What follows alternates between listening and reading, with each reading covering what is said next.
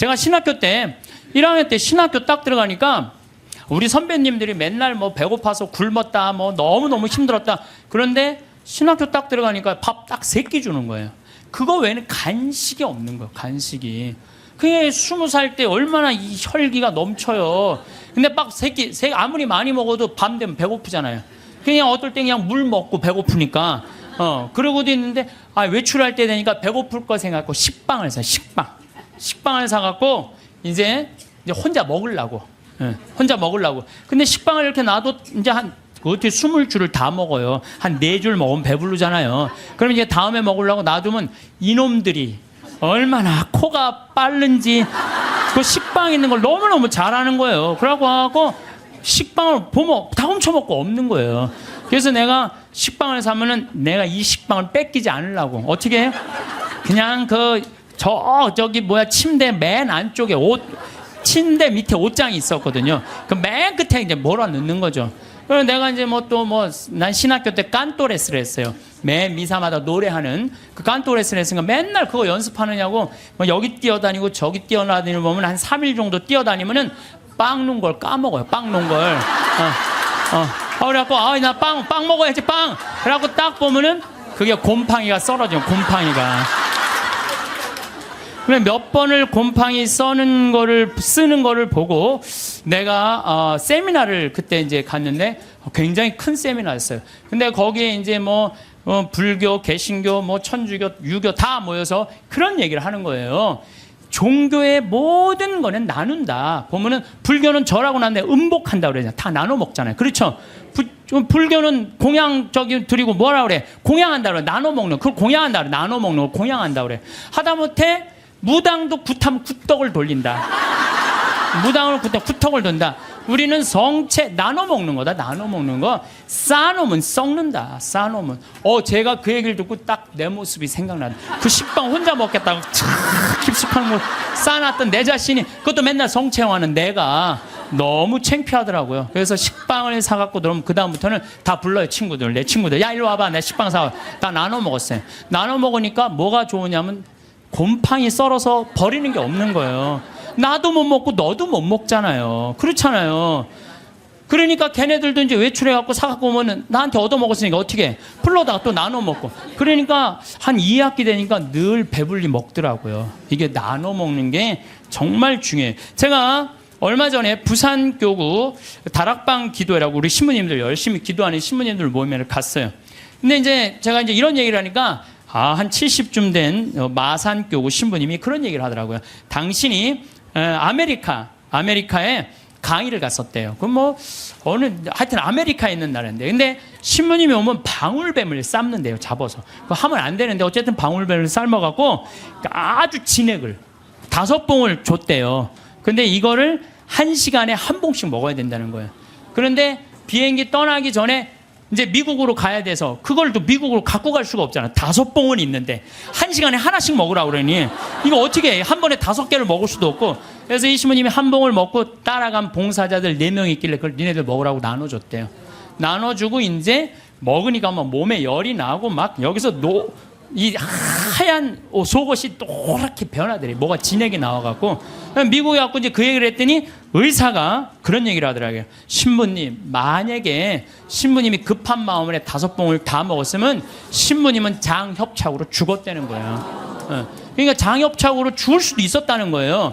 근데 신부님이 나누는 바람에 신부님도 살고 나머지 사람도 다 사는 거라고. 근데 그 신부님이 70인데 피부가 나보다 더 고와. 방울뱀을 먹어서 그런지.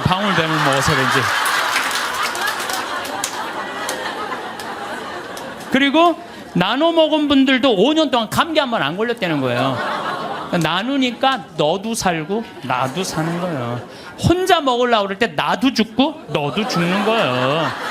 돈도 똑같아요. 나만 먹으려고 돈 감춰두잖아요. 그럼 나도 못 쓰고 너도 못 쓰면요 국가적으로도 손해요. 세금 내야 돼요. 이 나라에서 살면 세금 내야죠. 왜 떼어먹어 세금을. 특히 교회 안에 돈이 쌓이면 그 돈은 서로 뜯어먹으려고 모략과 모함이 난무합니다. 교회는요 돈이 생기는 대로 쌓아두지 말고 나눠야 돼. 제가 정말 생태마을 한 10년 동안 빚에 허덕이다가 이제는 농산물도 잘 팔리고 피정도 많이 오고 해서 이젠 정말 편안해졌어요. 근데 저는 제 신념이 뭐냐면은 그달에 번 건 그달에 다 쓰자. 이게 내 신념이에요. 그래서 제가 막 이 강의 때 여러분들 돈 있으면 여행 다니라고 그러잖아요.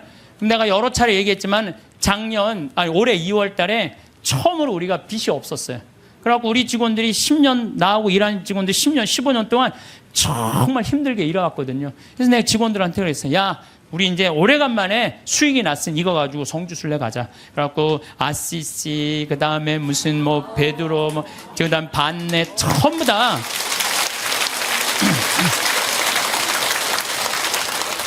여러분들, 돈은요, 쓴 것만 내 돈이에요. 쓴 것만 내 돈. 여기 계신 분들 재산이 100억 있어. 근데 하나도 안 썼어. 그분은요, 거지예요, 거지. 하나도 안 썼으면. 근데 재산이 100억 있어. 근데 그 100억을 가지고 여행도 다니고 맛있는 것도 먹으러 다니고 또 가난한 사람도 도와주고 어려운 아프리카, 우리 잠비아도 1,000만 원 기증하고. 이 쓴 것만 내 돈이에요. 쓴 것만. 내가 본당 신부할 때도 정말로 부자들 많았어요. 근데 그 부자들 한 푼도 안 써. 그러면은 어떻게 이렇게 없어 보이는지. 없어 보여요. 한 푼도 안 쓰는 부자는요, 없어 보여요. 근데 정말로 부자면서도 때 따라 철 따라 신부님 이거 필요하실 때 쓰세요. 이거 어려운데 도와주세요. 신부님 이번에 사업. 그 사람들은요, 정말 있어 보이더라고요. 있어 보여. 돈은 우리 인생을 행복하게 해주는 도구지 목적이 아니에요. 우리나라에 1971년 3월 11일 날 76세로 세상을 떠난 유일양행의 설립자인 유일한 박사님은요, 모든 재산을 공익단체 다 기부했어요. 그리고 주식조차도 직원들한테 다 나눠줬어요. 다 나눠줬어요. 정말로 멋있는 분이죠. 정말로 기업가의 모습을 보여준 거예요. 또 그 딸도 미국에 가서 전 재산 떠나면서 세상에 다 기부하고 세상 떠났어. 딸도. 아버지가 그러니까 딸도 그러는 거예요. 아버지가 그러니까. 카네기도 전 재산 기부했고 2,500곳에 도서관을 져줬어요. 카네기. 그리고 워렌 버핏, 빌 게이츠, 걔네들 둘이 낸 게 1,000억 달러예요. 1,000억 달러. 둘이 낸 게. 다 내는 거죠. 다. 왜? 그 사람들은 누구를 상대해서 돈 벌었다고 생각해? 자기네들 국민을. 그러니까 미국 갑부들은 보면요, 다 미국에 가보면요, 그 부자들이 다 기증하고 갖고 몇백억, 몇천억씩. 그걸로 사회가 건강하게 돌아가는 거예요. 우리나라에도 좀 그렇게 살짝 미치는 부자가 좀 나왔으면 좋겠어요. 네. 마태오복음 19장 16절, 26절에 보면은요, 하느님의 계명을 충실히 지킨 부자 청년에게 예수님이 이렇게 말씀하세요. 내가 완전한 사람이 되려거든 가서 너의 재산을 팔아 가난한 이들에게 주어라. 그러면 내가 하늘에서 보물을 차지하게 될 것이다. 그리고 와서 나를 따라라. 그러나 그 젊은이는 슬퍼하면서 떠났어요. 왜? 재물이 많았기 때문이에요. 여러분들, 그 부자 청년은요, 계명도 굉장히 중요하게 여긴 청년이에요. 근데 재물이 많았는데 이 청년은 재물하고 자기를 똑같다고 생각해요. 재물하고 자기를. 이 사람은 재물을 파는 것, 뭐를 파는 거야? 자기를 파는 거야. 이게 참 문제예요. 여러분들 재물이 없으면 여러분들도 사라진다고 생각하는 분들 여기 혹시 계시면은 그럼 불행한 사람이에요. 재물이 없어도 상관없어요. 아니 지금 이 세상에 재물 없이 사는 사람들 얼마나 많아요. 그 행복한 사람들 얼마나 많아요. 우리 수녀님들, 우리 신부들은 그래도 좀 나아요. 우리 수녀님들 재물이 있어 없어요? 그 수녀님들은 어디 버스 타고 가는데도 돈 받아갖고 해요. 그래도 행복한 수녀님들 많아요. 돈이 우리 존재가 돈하고 똑같아서는 안 돼요. 돈이 많으면 존재가 충만하고 돈이 없으면 존재가 없는 거. 이 병을 우리가 고쳐야 돼. 그래서 그 젊은이는 재물과 존재를 같이 여겼기 때문에 재물을 팔 수 없었던 거죠. 5,000명을 먹인 기적 이야기 가운데 누가 가장 행복했을까요? 5,000명을 먹인 예수님이 행복했을까요? 물고기 2마리 빵 5개 기증한 소년이 행복했을까요? 아니에요. 제일 행복한 사람은요, 그 5,000명한테 나눠준 제자들이에요. 신나지 않았겠어요? 여러분들 한번 생각해봐. 내가 여러분들한테 돈을 한 10억 정도 줘갖고 한 1,000만 원씩 줬어, 여러분들한테. 그래갖고 여러분들 좀 어려운 데 가서 도와주세요. 그래갖고 내가 한 1,000만 원짜리 10개를 가지고 여러분들이 10명이 쫙 나가서 도와줄 때 여러분들 신날 것 같아, 안 신날 것 같아? 내 돈도 아닌데. 내 돈도 아닌데 나눠주는 게, 가난한 이웃한테 나눠주는 게 얼마나 좋아요. 나는 여기서 제일 행복한 사람들은 제자들이라고 생각해요. 여러분들이, 하느님이 여러분들한테 지금 재물을 맡겼어요. 어떤 분은 10억을 맡긴 분도 있고, 어떤 사람은 1억을 맡긴 분도 있고, 어떤 사람은 100억을 맡긴 분이 있어. 왜 맡겼어요? 나눠주라고 맡긴 거예요. 나눠주라고. 나눠주라고 맡겼으면 나눠야 될 거 아니야. 근데 안 나눠. 끝까지 쥐고 있다. 그냥 죽어. 그럼 그냥 자식이 네가 나누냐 내가 나누냐 싸워서 원수돼서 안 만나고. 그러지 말자는 거예요. 우리 대한민국 사회가 이제 건강하려면 어떻게 해야 돼? 나눠야 돼요. 쌓아두면 썩게 돼 있어요. 쌓아두면 어느 사회든 자꾸 나누면은 샘솟게 돼 있어요. 나누는, 신부님 그거는 제가 조금 못 받아들이겠는데, 나누면 하나도 없죠. 근데요, 하느님한테 11조 봉헌한 분들이 왜 잘 되는 줄 알아요? 11조 봉헌하려고 그러면요, 적은 돈 아니에요. 그럼 그 돈을 하기 위해서 다른 생활에 충실해져요. 다른 생활에 충실해지기 때문에 축복을 받는 거예요. 나누는 사람들은요, 생각이 건강하기 때문에요, 사기도 안 당하고 유혹도 안 당해요. 그렇기 때문에 그런 분들은 재물 관리도 잘 할 수 있는 거예요. 그래서 한 건강한 쪽으로. 자, 모세의 십계명, 아론의 황금 송아지 가운데 여러분도 어느 걸 택할 거예요? 모세의 십계명을 택할 거예요? 아론의 황금 송아지를 택할 거예요? 십계명? 자, 근데 강의를 들어보면 또 생각이 좀 달라질 거예요. 모세가 십계명을 받으러 시나이 산으로 올라갔어요. 올라갔는데 불안해. 이제 뭐 이집트에서 탈출해서 왔단 말이야. 근데 시나이에 가보면요, 아무것도 없어요. 좀 사막이야, 사막. 전부 돌산이고. 시나이 산도 완전 돌산이야, 돌산. 근데 모세는 사라졌는데 먹을 건 아무것도 없고 불안하잖아요. 이거 어떻게 하지? 어떻게 하면 좋을까? 고민을 하고 있는데 사람들이, 아니 모세는 안 보이고 우린 불안하다. 우리 그냥 모아갖고 우리 황금송아지 만들자. 그래? 황금송아지? 그래, 좋다. 황금송아지 만들자. 근데 당시에 유대라는 땅, 시나이라는 땅은요, 척박하게 이를 데 없었어요. 그 척박한 땅을 가르려면 누가 있어야 돼? 소가 있어야 돼요. 소가 없으면 농사 못 져요. 소가 없으면. 소가 쟁기로 이랑과 고랑을 만들어 줘야 돼요. 그래서 이랑이 높아야 돼. 이랑이 높아야지 씨를 이렇게 넣으면은 그 씨들이 바람에 잘하고, 고랑이 있어야지 물도 잘 빠지고. 그러니까 그걸 사람 손으로 하려면 농사 못 져요. 그러니까 이스라엘 사람들에게 있어서 소는 그냥 소가 아니에요. 이건 생명하고 똑같은 거예요. 그리고 그냥 소예요? 뼈 주지, 우유 주지, 고기 주지, 가죽 주지. 그러니까 이 황금 송아지, 우리가 그냥 생각하는 그런 송아지가 아니에요. 이 사람들한테는 모든 걸 다 주는 거예요. 그러니까 황금 송아지를 딱 하면 마음이 놓여, 안 놓여? 놓이잖아요. 저게 우리를 먹여 살리는 거예요. 십계명, 무슨 십계명이 밥 먹여줘. 그래갖고 그냥 이 십계명 그냥 다 때려치고 그냥 황금 송아지 속에서 그냥. 제가 이 고추 농사를 지면은요, 많은 사람들이 저한테 그래요. 신부 어떻게 농약을 안 치고 어떻게 고추 농사를 짓느냐고. 돼요. 왜냐하면은요, 이 고랑이 보통 우리 농사 짓는 분들 고랑이 20cm도 안 돼요. 근데 우리는 거의 50cm 정도 넓어요. 고랑이. 이랑도 높고. 이게 50cm 넓으면은요, 아이고 저게 무슨 농사야? 그럴 것 같은데요. 고랑이 넓으면요, 바람이 잘 통해요. 바람이 잘 통하면 병이 안 들어. 역병 뭐 이런 거 안 들어요.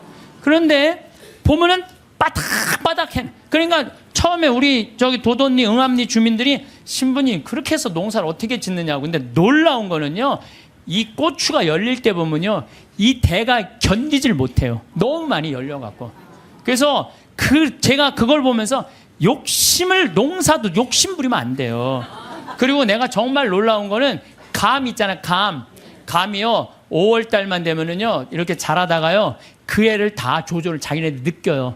그래갖고 올해는 좀 많이 괜찮을 것 같다 그러면, 그런데 올해는 좀 날이 좀 괜찮을 것 같다. 감이 다 알아요. 그래갖고 다 떨어뜨려요. 보면은 5월달에 가면 감 조그만 거 다 떨어져 있어요. 감 하시는 분들 아시죠? 그 왜냐면 자기가 조절하는 거야. 그러면은 감이 아주 튼실하게 열리는 거야. 아니 우리 지금 토마토 하고 있지만, 토마토 이거 꽃을 안 따주잖아요. 조그맣게 열리고 커지지는 않아요. 그러니까 뭔가 포기를 해야 돼요. 포기를 해야 돼. 그러니까 이랑 고랑. 어쨌든 이 사람들은 그 이랑과 고랑을 만들어주는 누가 고마워? 황금 송아지가 고마운 거예요. 여러분들 여기 계신 분들 십계명보다는 황금 송아지, 집에 가보면 황금 송아지 한 마리씩 다, 아니 집에는 없어도 머릿속에 황금 송아지 있는 분들 많아요. 근데요, 계명을 택할 것이냐 황금 송아지를 택할 것이냐, 이건 여러분들 잘 생각해야 돼요. 황금 송아지는 세상이에요. 계명은 하느님이고, 내가 뭘 붙잡고 살 것이냐. 하느님 붙잡고 산다고 돈 축복 안 받는 거 아니야. 제가 말씀드렸지만 정말로 하느님 뜻대로 살아가면 이 사람들 재물 쌓여요. 이 사람이 사기를 당하겠어요? 엄한 짓을 하겠어요? 성실하게 살면 돈 쌓여요. 다 엎어지는 건 다 1 더하기 1은 100이라고 믿는 사람들이 다 엎어지는 거지, 1 더하기 1은 2라고 생각하는 사람들은 안 엎어집니다. 예, 망하지 않아요. 예.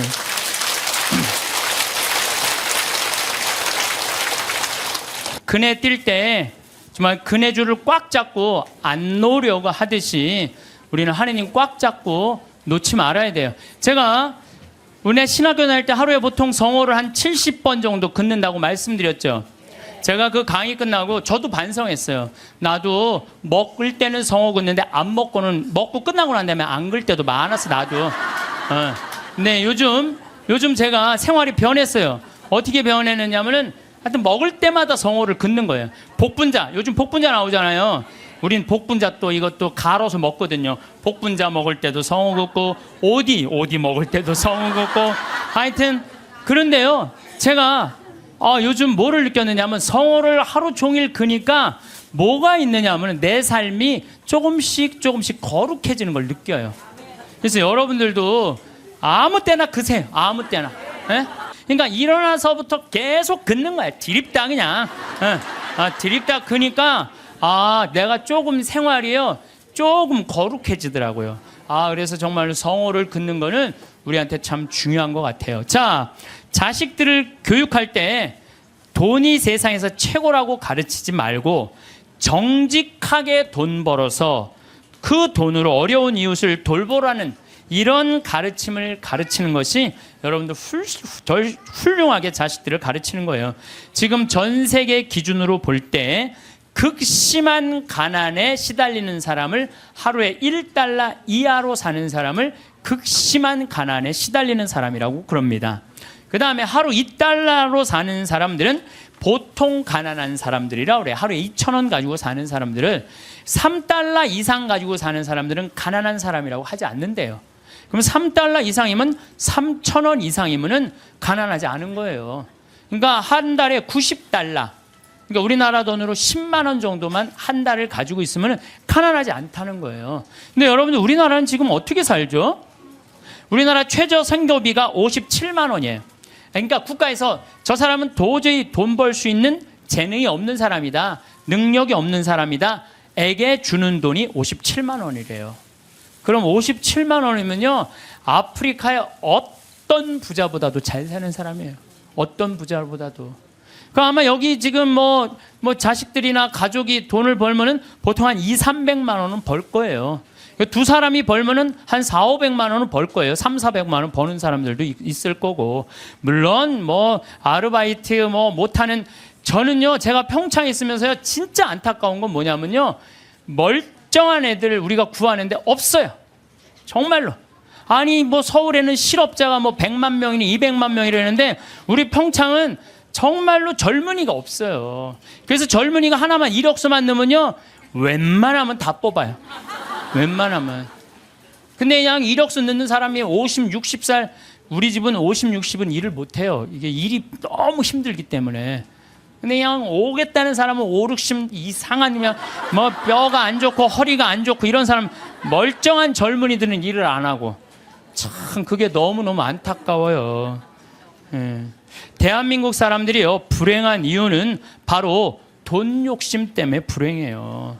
기도하는 거 보면은 자신의 욕심 충족하기 위해서 물질 축복 비는 사람들 많아요. 특별히 예수님한테 주님 집안채만 나 좀 어떻게 좀 생기게 해주십시오, 이렇게 기도하는 분들이 있는데요, 그 사람들 정말 답답해요. 예수님은요, 이 세상에 오셔서 집 한 채 없이 사셨어요. 아니 집 한 채 없이 사신 분한테 집 한 채 달라고 그러면은 아니 그 예수님 주겠어요?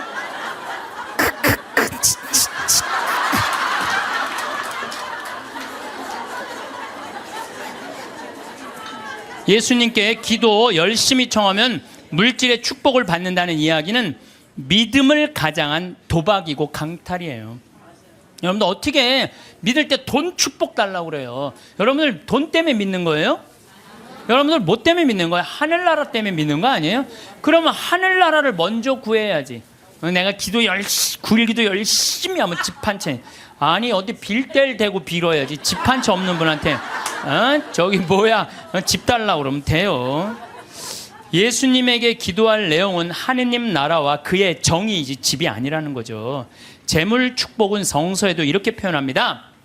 잠언 10장 4절을 보면 게으른 손바닥은 가난을 지어내고 부지런한 이의 손은 부를 가져온다. 돈은요 하느님한테 기도한다고 오는 게 아니에요. 열심한 사람, 부지런한 사람이 돈이 오는 거지 아무것도 안 하면서 기도하면 뭐 돈이 어디 그런 이상한 그 저기 뭐야 하여튼 그런 거. 그러니까 얼마 전에 무슨 뭐 며느리가 시댁집에 4군데 불을 질렀다며요. 불을 질렀는데 왜 질렀냐니까 점쟁이가 시댁에 불이 나면 로또가 된다고 그래갖고 그냥 불 질렀다는 거 아니야.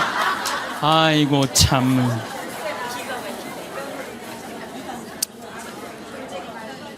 무엇 때문에 죽어라 돈을 버는지는 몰라도 욕심을 내도 돈을 벌어서 가치 있게 쓰려고 벌려는 목적보다는 무조건 돈만 벌려고 그러는 사람들 많아요. 무조건 돈만 모으려고 그러는 사람들 많아요. 내가 이 돈을 모아서 어디다 써야 되겠다는 분명한 목적이 있는 사람은요 지치지 않아요.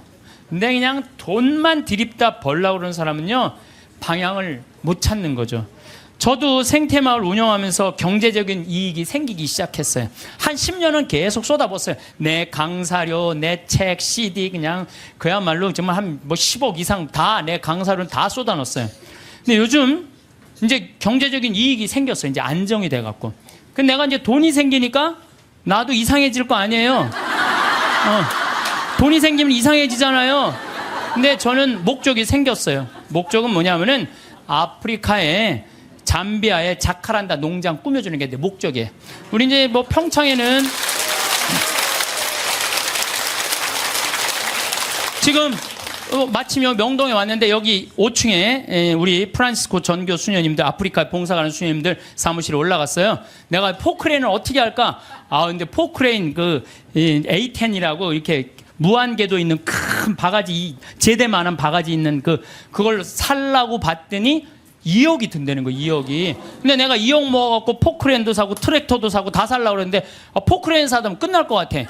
그래서 내가 포크레인 그 아는 사장한테 전화해갖고 나 이거 포크레인 중고 살라고 그러는데 어떻게 생각하느냐? 그랬더니 포크레인 사장이 그러더라고. 신부님 뭐하러 사냐고. 그거보다는 우리나라 거 포크레인을 택배로 보내면 된대요.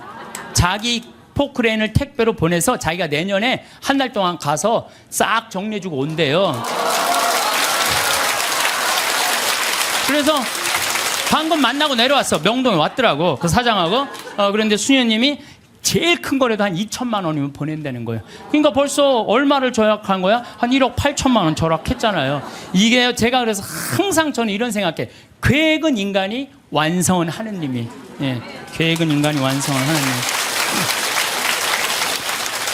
제가 간장, 고추장, 청국장, 가루, 김치, 복분자, 오디 이거 파는 목적이 있어야 될 거 아니에요. 그동안은 건강한 먹을거리를 국민들한테 제공해 주겠다. 그래서 생태마을 들어갔는데 제공해 주다 보니까 뭐가 생겨? 이익이 생겨. 그럼 그 이익을 어떻게 한다? 써야 돼요. 그래서 지금 자카란다에 고아원, 병원, 농장 꾸미는데 쓰려고 길을 써요. 그러면은요 여러분들 딴 생각이 하나도 안 들어요. 딴 생각이. 돈을 가지고 어디다 쓸 줄 모르는 사람이 딴 생각하고 있는 거예요. 내가 이걸 어디다 주식에다 투자를 할까? 뭐를 할까? 땅을 살까? 이런 생각을 하는 거지. 그래서요 돈은 쌓아두면 썩는 거예요. 써야 돼요. 1 더하기 1은 2인데 1 더하기 1은 100이 되기를 바라는 게 대한민국 사람들 심보예요. 돈이요 내가 1,000만 원 더하기 1,000만 원은 2,000만 원이 돼야 되잖아요. 1,000만 원 더하기 1,000만 원은 1억이 되길 바라는 사람들 여기도 많아요. 여기도 많아요. 얼마 전에 판교 한 뭐 신도시 거기 뭐 로또라고 그랬잖아요. 그럼 내가 한 2억에 이제 아파트를 사뒀단 말이에요. 2억짜리를 사두고 10억 뛰게 바라는 사람들 많아요. 그렇죠? 1 더하기 1은 2인데 1 더하기 1은 10이라고 생각하는 거야. 근데 안 뛰었어. 지금 부동산 경기가 엉망이잖아요. 안 뛰었는데 나 2억 주고 샀는데 10억 되길 바라는 마음으로 샀는데 8억이 안 뛴 거 아니에요. 이 사람 이 생각을 하는 거 8억을 손해봤다고 생각을 하는 거예요. 8억을 손해봤다고 생각하니까 억울해요, 안 억울해요? 억울한 거야. 근데 문제는 뭐냐면 그 2억을 여기저기 돈을 끌어다가 산 거야. 그럼 이 사람 망해요, 안 망해요? 그래서 욕심이 망하는 거예요. 욕심 때문에 망하는 거예요. 도둑놈 심보가 많아요. 네? 아파트 다단계. 제가 항상 제일 경계하는 게 바로 다단계. 우리 교우들 가정방문 가면요, 샴푸 100개, 뭐 비누 100개, 무슨 건강식품 막 100개씩 있는 집들 많아요. 그 뭐예요? 다 다단계 하는 집들이에요. 다 망하는 거, 다 망하는 거예요. 그게 욕심 때문에 망하죠. 성실하고 부지런한 사람들 안 망해요. 안 망하게 되겠어요. 돈을 벌려고 별별 짓을 다 해요.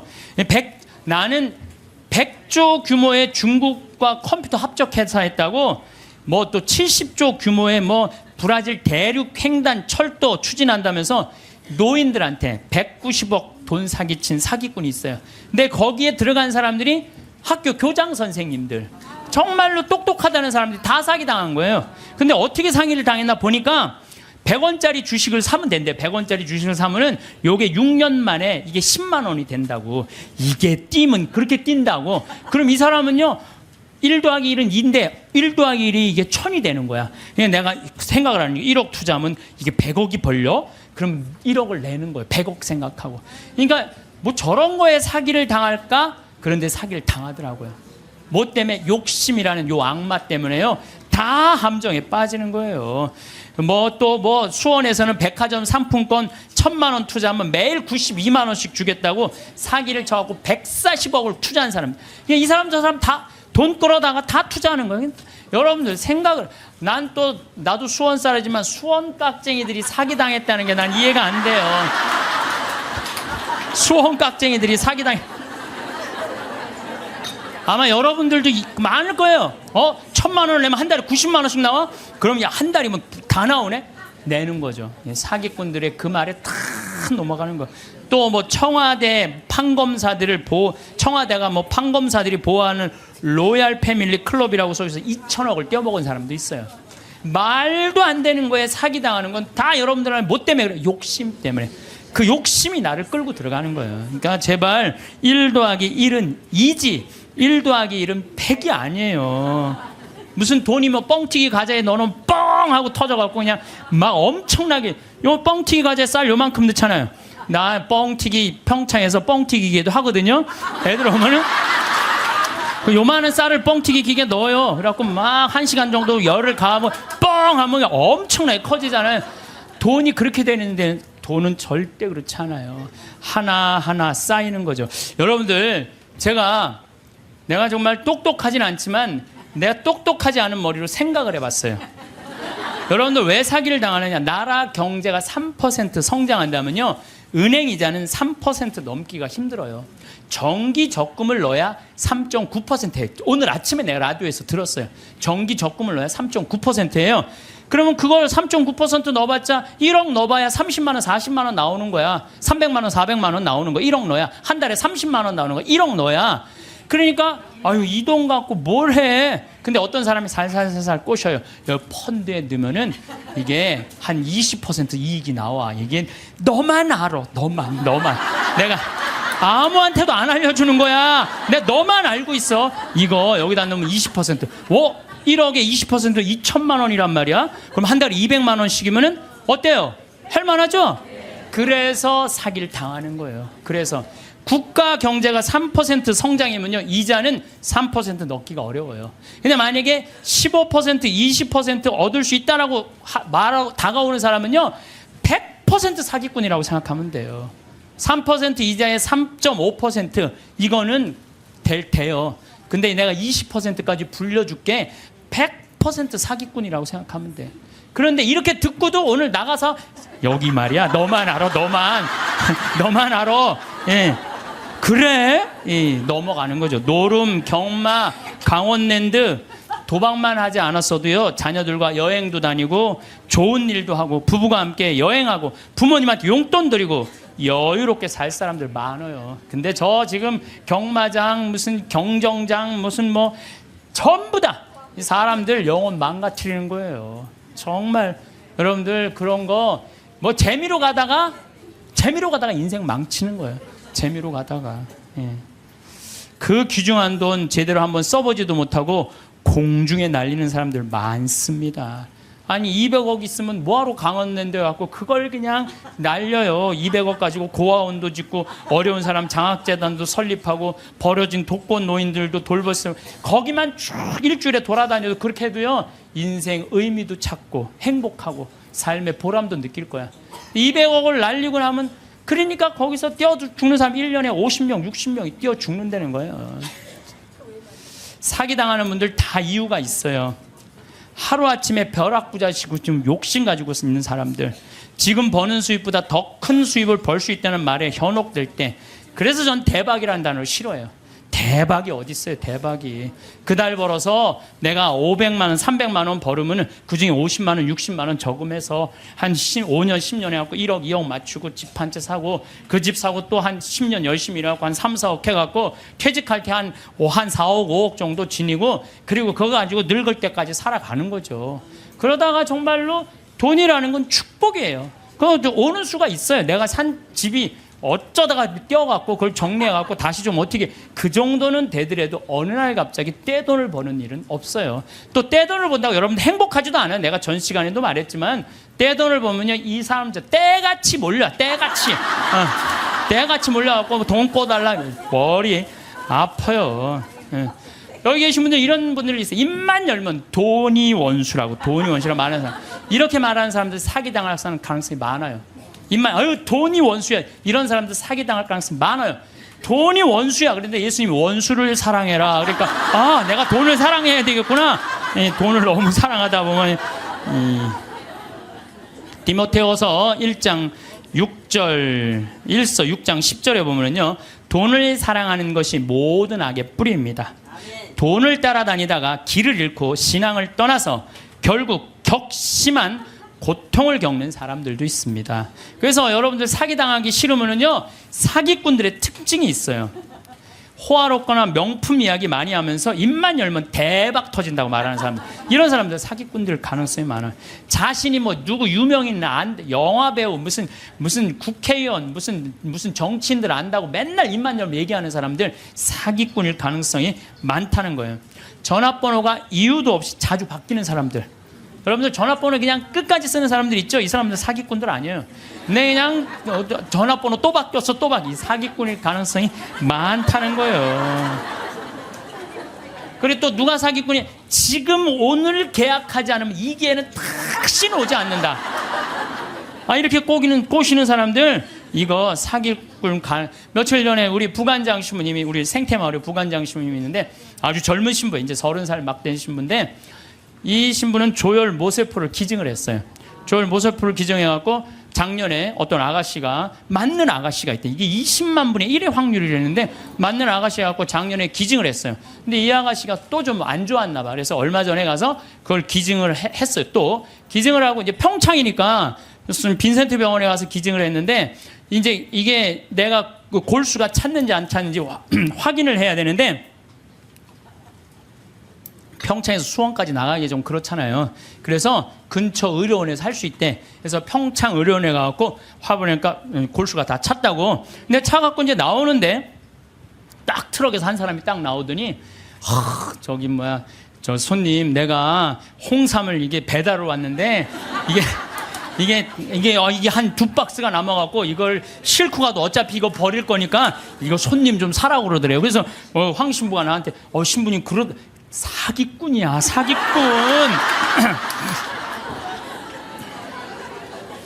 꼭 이상하게 이거 오늘 그래 참 이거 아니 나같이 저는 안 순진해요. 우리 부관장 같이 순진한 사람은 당해요. 그러니까 여러분들 정말 지혜로워야 돼. 예? 정말 뱀 같은 지혜가 있어야 돼요. 사기 안 당하려면은. 그래서 오늘 와서 강의 무슨 성가정 영성피정에 내가 사기 안 당하는 법도 가르쳐주고.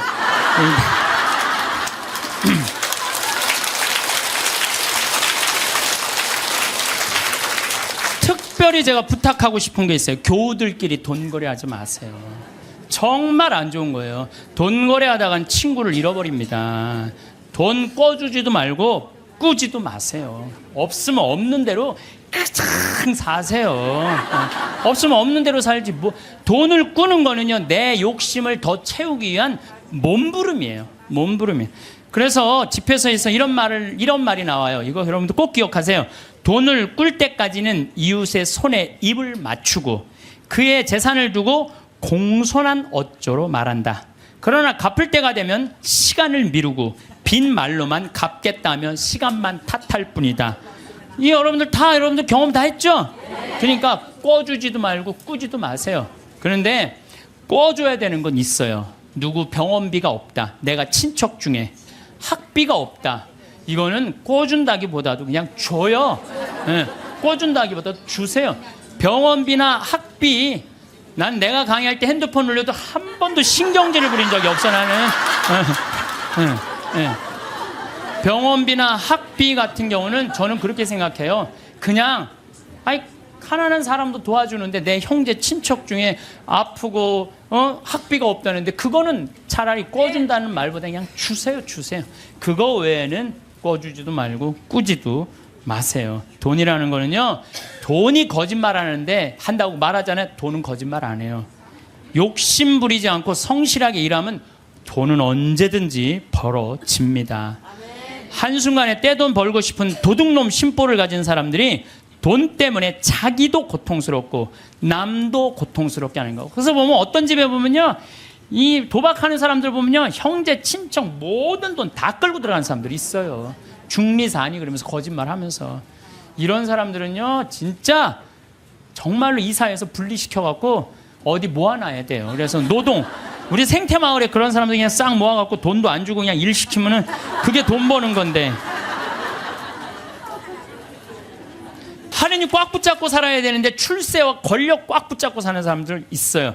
저는 예수님이 왜 위대한지 정말로 이 4대로 삶을 살수록 더 느껴요. 예수님은 이 세상에 오셔서 절대 권력을 추구하지 않으세요. 나는 섬김을 받으러 온 것이 아니라 섬기러 왔다. 이 말씀이야말로 우리 인간이라면 누구나 다 가슴 깊어야 새겨야 할 말씀이에요. 권력은 섬기기 위한 도구인데 권력을 쥔 사람들이 안 섬기려고 그래요. 막 권력을 휘둘르죠. 위장 전입하고 자식 대학 군대 안 가게 하고, 또 대학도 마찬가지야. 무슨 국제중학교 이런 데 애 머리도 안 되는데 막 들이밀고, 이게 다 돈과 권력으로 부리는 횡패. 지난번에도 말씀드렸지만 우리나라 대통령들 최고 권력 가진 사람들 어떻게 됐어요? 불행하게 죽거나 감옥에 가거나 가족이 감옥에 가거나 그래요. 그러잖아요. 권력이 뭐가 좋아요. 그래서 여러분들 가운데서도 정말로 권력처럼 무상한 게 없어요. 권력을 쥐고 있을 때만 좋지, 권력에서 밀려나면은요 비참하고 심지어는 모욕과 보복까지 당하는 게 권력이에요. 요즘 나는 그 전두환 무슨 국회법 통과되는 거 보면서 권력이라는 게 참 무상하구나. 저 전두환이라는 저 대통령이 얼마나 정말로 기가 막힌 권력을 가졌어요. 근데 지금은 모든 국회의원들이 다 10년 연장하자, 뺐자. 그게 권력이라는 게 이렇게 무상한 거예요. 권력을 꽉 잡고 사는 것보다 하느님 꽉 잡고 사는 게 훨씬 더 낫습니다.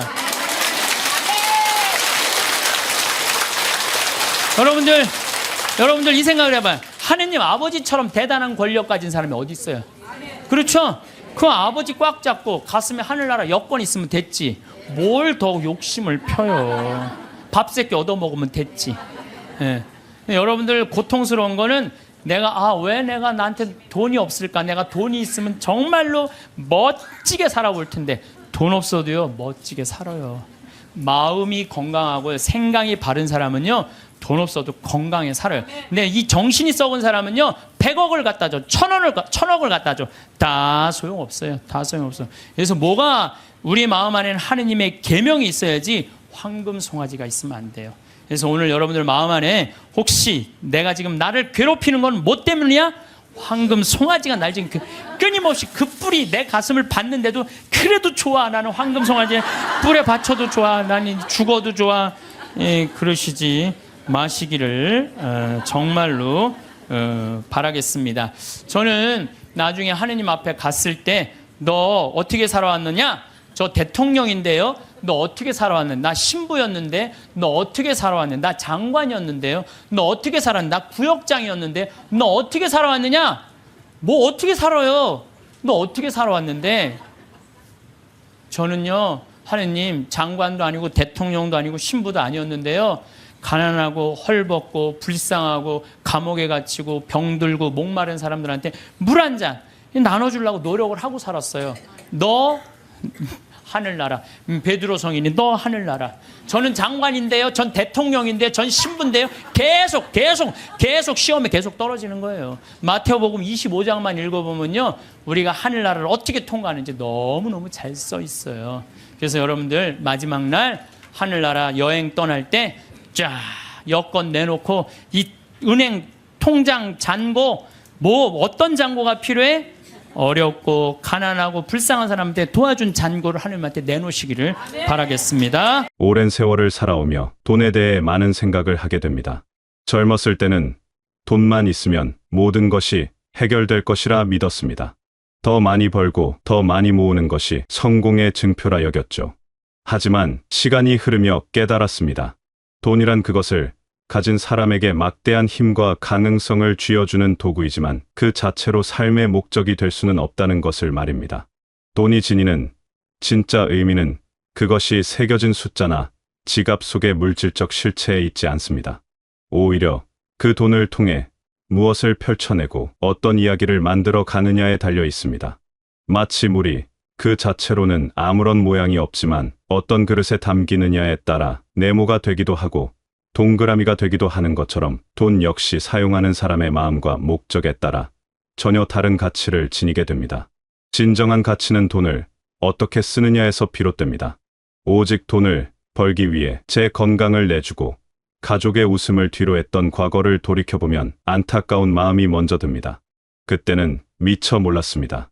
돈은 삶의 주인이 아니라 삶을 돕는 충실한 하인이라는 사실을 말입니다. 무엇을 위해 돈을 버는지, 그 이유가 돈의 액수보다 훨씬 더 중요하다는 것을 너무 늦게 알았습니다. 인간의 삶에서 돈이란 마치 먼 길을 떠나는 나그네에게 필요한 신발과 같습니다. 튼튼하고 좋은 신발이 있으면 더 편안하게 더 멀리까지 갈 수 있는 것은 사실입니다. 하지만 신발 그 자체가 여행의 목적지가 될 수는 없습니다. 돈을 얼마나 많이 가졌느냐보다 그것으로 어떤 삶의 풍경을 그려나갈 것인지가 삶의 핵심이겠지요. 돈의 진짜 가치는 금고 안에 쌓아둘 때가 아니라 세상 속으로 흘러나갈 때 비로소 드러납니다. 물이 한 곳에 고여 있으면 이내 썩기 마련이지만 낮은 곳으로 흘러가면 메마른 땅의 생명을 움트게 합니다. 돈 또한 마찬가지입니다. 순환할 때 그 참된 모습을 보여줍니다. 나 혼자만 꼭 움켜쥐고 있는 돈은 생명력을 잃은 죽은 돈이지만 필요한 곳에 흘려보내는 돈은 세상을 살리는 살아있는 돈이 됩니다. 나눔이란 단순히 내 것을 덜어내는 행위가 아닙니다. 내가 가진 것을 다른 이에게 건넬 때 삶의 무게중심이 얼마나 가졌는가에서 어떻게 존재하는가로 옮겨가는 신비로운 경험을 하게 됩니다. 그것은 한 사람이 다른 사람에게 보내는 따뜻한 마음의 신호이며 우리가 모두 보이지 않는 끈으로 연결되어 있다는 깊은 깨달음의 표현입니다. 어려움에 처한 이웃을 돕는 행위는 단순히 그 사람 하나만을 위한 것이 아닙니다. 결국 우리 모두가 더불어 살아가는 세상을 더 따뜻하게 만드는 일입니다. 아주 작은 나눔이라도 괜찮습니다. 시장에서 만난 어르신의 좌판에서 물건을 하나 더 사드리는 일이나 이름 모를 누군가를 위해 조용히 기부를 하는 것만으로도 마음은 훈훈한 온기로 가득 찹니다. 이런 소중한 순간들이 차곡차곡 쌓여 삶의 진정한 만족과 보람을 가져다 줍니다. 값비싼 음식을 혼자 먹는 기쁨보다 소박한 밥상을 함께 나누어 먹을 때 더 큰 행복을 느끼듯이 돈 역시 나눌 때 그 가치가 찬란하게 빛납니다. 어려운 이웃을 돕는다는 것은 그리 거창한 일이 아닐지도 모릅니다. 추운 겨울을 힘겹게 나는 이웃에게 작은 난방비를 보태주거나 홀로 계신 분께 따뜻한 밥 한 끼를 대접하는 것도 충분합니다. 이런 작은 배려와 관심이 모여 우리 사회의 냉랭한 구석을 덮이는 군불이 됩니다. 세상을 바꾸는 것은 영웅의 거대한 선행이 아니라 보통 사람들의 일상 속 작은 선의일 때가 많습니다. 돈을 그저 쌓아만 두면 그것은 차가운 숫자의 나열에 불과합니다. 하지만 그 돈이 누군가의 눈물을 닦아주고 지친 어깨를 다독여줄 때 돈은 비로소 살아 숨쉬는 가치가 됩니다. 이것이야말로 돈의 참된 목적이자 존재 이유가 아닐까 생각합니다. 돈은 축적을 위한 것이 아니라 순환을 위한 것이며 독점을 위한 것이 아니라 나눔을 위한 것입니다. 인간의 욕망은 채워도 끝이 없는 깊은 샘물과 같습니다. 조금 가지면 더 많이 갖고 싶어하고 많이 가져도 만족하지 못하고 더욱더 많은 것을 원합니다. 이런 욕망의 무한함이 때로는 우리를 깊은 불행의 늪으로 이끌곤 합니다. 현실을 외면한 채 헛된 꿈을 쫓다가 평생 일군 모든 것을 한순간에 잃어버리는 사람들을 안타까운 마음으로 지켜보곤 합니다. 속임수로 남을 등치거나 위험한 도박에 빠지는 일들의 공통점은 무엇일까요? 모두 정당한 땀과 노력 없이 손쉽게 큰 이익을 얻으려는 마음에서 비롯됩니다. 하룻밤 사이에 부자가 되고 싶다는 조급함, 남들보다 더 빨리 정상에 오르고 싶다는 초조함이 이성적인 판단력을 흐리게 만듭니다. 하지만 세상에 공짜 점심은 없다는 오랜 진리처럼 모든 것에는 그에 합당한 대가가 반드시 따릅니다. 과도한 욕심이 위험한 가장 큰 이유는 현실을 바라보는 눈을 멀게 만들기 때문입니다. 자신의 능력과 현재 처한 상황을 객관적으로 보지 못하고 불가능한 것을 가능하다고 믿게 만드는 환상을 심어줍니다. 그것은 마치 사막의 신기루를 보고 진짜 오아시스라고 믿으며 달려가는 것과 같습니다. 멀리서 보면 더없이 아름답고 희망차 보이지만 가까이 다가가면 결국 텅 빈 절망만이 기다리고 있을 뿐입니다. 성실한 만큼 확실하고 안전한 투자는 세상에 없습니다. 한 번에 큰 돈을 벌겠다는 꿈보다는 뒤로 소박하더라도 꾸준히 저축하고 조금씩 자산을 늘려가는 것이 가장 안전하고 현실적인 방법입니다. 느리지만 결국 경주에서 이기는 거북이의 우화처럼 꾸준함과 성실함이 결국 우리를 평온한 삶으로 인도합니다. 탐욕은 우리 마음에 깃드는 무서운 병입니다. 끊임없이 더 많은 것을 욕망하게 만들어 지금 내가 가진 것들에 대한 감사함을 잊게 합니다. 이미 충분히 가졌음에도 불구하고 늘 부족하다고 느끼게 만들어 삶의 만족도를 갉아먹습니다. 가진 것에 만족하고 감사할 줄 아는 지혜야말로 행복한 삶으로 들어가는 문입니다. 인간관계에서 돈만큼 복잡하고 다루기 어려운 요소는 또 없을 것입니다. 돈은 때로 관계를 더욱 깊고 풍성하게 만들어주는 윤활유가 되지만 때로는 가장 소중했던 관계마저 하루아침에 파괴하는 무서운 독이 되기도 합니다. 특히 가족이나 오랜 친구처럼 가깝고 소중한 사람들과의 돈 거래는 몇 번을 강조해도 지나치지 않을 만큼 신중해야 합니다. 정이라는 것이 때로는 합리적인 판단을 가로막는 장애물이 되기도 합니다. 가까운 이가 어려움에 처했을 때 모른 척 지나치지 못하는 것은 지극히 자연스럽고 인간적인 감정입니다. 하지만 오직 그 안타까운 마음에만 의존해서 섣불리 행동하면 예상치 못한 문제에 부딪힐 수 있습니다. 선한 의도로 시작한 도움이 오히려 관계를 돌이킬 수 없이 망가뜨리는 비극적인 결과를 낳을 수도 있습니다. 돈 문제에 있어서 명확함은 관계를 지키는 생명줄과 같습니다. 언제까지 갚을 것인지, 어떤 조건으로 빌려주는 것인지 등을 애매하게 남겨두면 훗날 반드시 갈등의 불씨가 됩니다. 이런 조건을 따지는 것이 인정 없어 보이고 서운하게 느껴질 수도 있습니다. 하지만 이것은 상대를 믿지 못해서가 아니라 서로의 소중한 관계를 오랫동안 지켜나가기 위한 최소한의 지혜입니다. 가까운 사이일수록 돈 문제에 더 엄격한 기준을 적용해야 하는 이유가 있습니다. 잘 모르는 남에게는 당연하게 요구할 수 있는 것들도 가족이나 친구라는 이름 앞에서는 차마 입 밖으로 꺼내기 어렵기 때문입니다. 이러한 마음을 이용하여 부당한 요구를 하는 경우도 있고 의도하지 않았더라도 서로에게 소홀해지는 경우가 많습니다. 특히 혈육이라는 이름으로 얽힌 가족 간의 돈 문제는 더욱 조심스럽게 다루어야 합니다. 가족이라는 이유만으로 무리한 부탁을 하거나 도움을 당연하게 여기는 태도는 서로에게 깊은 상처만 남길 뿐입니다. 때로는 도움의 손길을 내미는 것보다 스스로 일어설 수 있도록 믿고 기다려주는 것이 진정한 사랑일 때도 있습니다. 관계의 깊이와 돈의 문제는 별개의 영역으로 생각해야 합니다. 사랑하기 때문에 모든 것을 들어주는 것이 정답이 아니듯 가깝다는 이유로 돈 문제에 예외를 두는 것도 바람직하지 않습니다. 오히려 아끼고 소중한 관계일수록 돈 문제는 더욱 철저하고 신중하게 다루어야 합니다.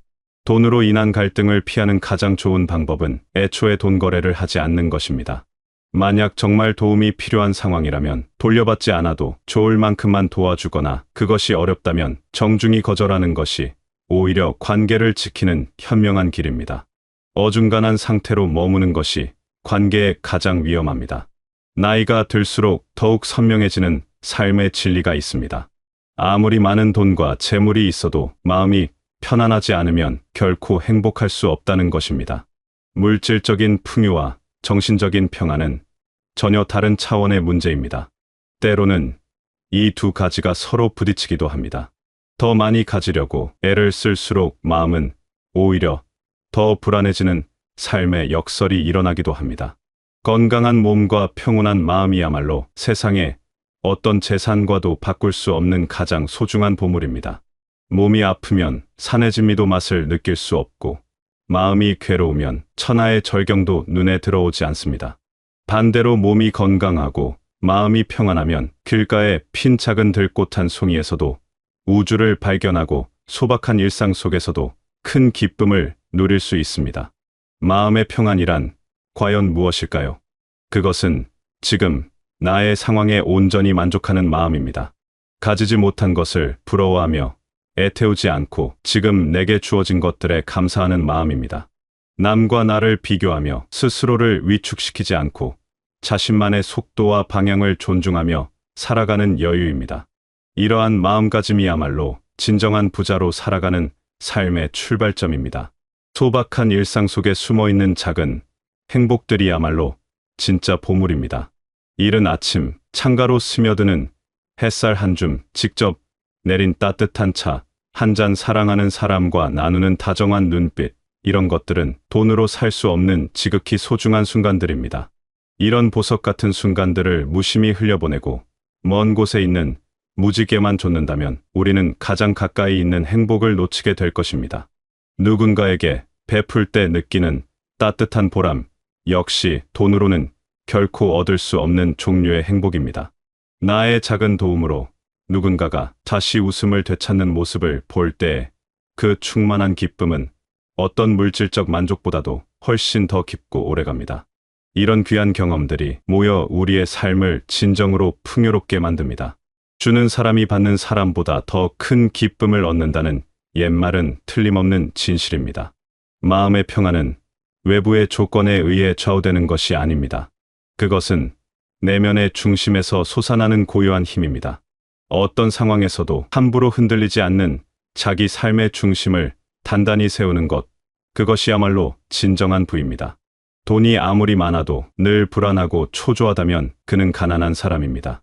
가진 것이 많지 않아도 마음의 평화가 깃들어 있다면 그는 세상에서 가장 부유한 사람입니다. 결론적으로 돈은 우리 삶에 필요한 유용한 도구일 뿐입니다. 망치가 집을 짓는 데 쓰이는 도구이듯 돈도 우리가 더 나은 삶을 만들어가는 데 필요한 도구입니다. 도구 자체의 크기에 집착하기보다는 그 도구를 가지고 무엇을 만들고 이룰 것인지에 집중해야 합니다. 돈을 모으는 행위도 중요하지만 그보다 훨씬 더 중요한 것은 왜 돈을 모으는지에 대한 분명한 이유를 아는 것입니다. 우리 인생에서 정말로 중요한 것들은 대부분 돈으로 살 수 없습니다. 사랑과 우정, 건강과 평안, 그리고 지혜 같은 것들은 아무리 많은 돈을 지불해도 얻을 수 없는 것들입니다. 오히려 돈이라는 도구에만 매달리다 보면 이런 소중한 가치들을 잃어버릴 위험이 더 큽니다. 돈은 삶을 풍요롭게 하는 좋은 수단이 될 수는 있어도 삶의 목적, 그 자체가 될 수는 없습니다. 오직 자신만을 위해 쌓아둔 돈은 결국 공허함과 외로움만 남깁니다. 하지만 다른 사람의 행복과 세상을 위해 의미 있게 쓰인 돈은 그 가치가 몇 배로 불어나 다시 나에게 돌아옵니다. 물론 그것이 물질적인 형태로 돌아오는 것은 아닐 것입니다. 마음의 깊은 만족과 삶의 보람이라는 더없이 귀한 가치로 돌아오는 것입니다. 이러한 선한 순환이 계속될 때 돈은 우리 삶에서 진정한 의미를 갖게 됩니다. 돈에 대한 자신만의 굳건한 철학을 갖는 것이 중요합니다. 돈을 벌 때도 정당하고 떳떳한 방법으로 벌고, 쓸 때도 가치 있고 의미 있는 곳에 써야 합니다. 모을 때도 분명한 목표를 가지고, 모으고 나눌 때도 아낌없는 진심으로 나누어야 합니다. 이러한 일관된 원칙이 바로 설 때 돈은 우리 삶을 위협하는 주인이 아니라 든든한 동반자가 되어줄 것입니다. 과도한 욕심을 내려놓고 자신의 분수에 맞게 살아가는 것이 지혜로운 삶입니다. 남과 비교하며 조급해하지 말고 자신의 상황에 만족하며 감사하는 마음을 가져야 합니다. 이러한 마음가짐이야말로 진정한 부자가 되는 길이며 평온한 삶을 누리는 비결입니다. 물질의 부자를 넘어 정신의 부자가 되는 것이 훨씬 더 가치 있는 일입니다. 지금까지 살아오신 세월 동안 차곡차곡 쌓으신 지혜와 깊은 경험이야말로 세상 그 무엇과도 바꿀 수 없는 가장 큰 재산입니다. 그 빛나는 지혜로 앞으로의 모든 날들도 돈에 휘둘리지 않고 돈을 현명하게 다루시며 늘 마음 편안하고 행복한 하루하루가 되시길 바라겠습니다.